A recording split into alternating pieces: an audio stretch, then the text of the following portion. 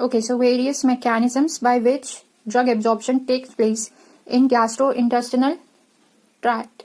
Alright, so there are basically three broad categories, three main categories by which drug transport mechanism take place.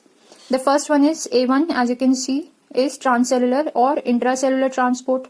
The second one is B1, that you can see, is paracellular or intercellular transport, and the third one is vesicular or corpuscular transport. So the first one, that is transcellular and intracellular transport. In this video, we are studying just the classification or the various type of mechanism of drug absorption in the GIT tract. Alright, so the first one, transcellular, under which there are two basic types. First is passive transport and the next is active transport. In the paracellular, obviously again there are two types. First is permeation through tight junctions of the epithelial cells and second one is persorptions.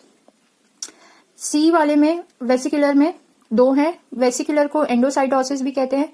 तो हमें पता है कि endocytosis दो प्रकार से हो सकता है, पिनोसाइटोसिस से या फैगोसाइटोसिस से. और अगर हम बात करें पैसिव ट्रांसपोर्ट की, under first mechanism of drug absorption, that is passive transport के अंडर किस तरीके से पैसिव ट्रांसपोर्ट हो सकता है, वो हो सकता है चार वे से. That is passive diffusion, port transport, ion pair transport and facilitated और मीडिएटेड ट्रांसपोर्ट. एक्टिव ट्रांसपोर्ट दो तरीके से हो सकता है, primarily active, secondary active. Secondary active again दो तरीके से होता है, सिम्पोर्ट एंड एंटीपोर्ट. तो अगर इसकी समरी हम देखें तो तीन मेन प्रकार के इसके मैकेनिज्म्स हैं ड्रग ट्रांसपोर्ट के.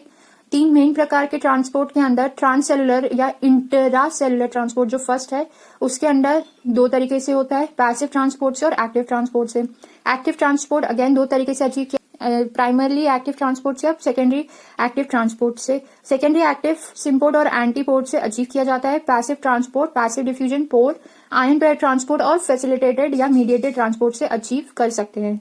सो हमारी जो ड्रग्स हैं जो हम ओरली लेते हैं, जीआई ट्रैक के थ्रू जो होकर जाती हैं, फिर सिस्टमिक अब्जॉर्प्शन शो करती हैं, वो ये सारे मैकेनिज्म्स को फॉलो करती है. इनमें से किसी एक को, जो ड्रग जिस तरीके से एब्जॉर्ब होती है, वो इनमें से किसी एक मैकेनिज्म को फॉलो करती है.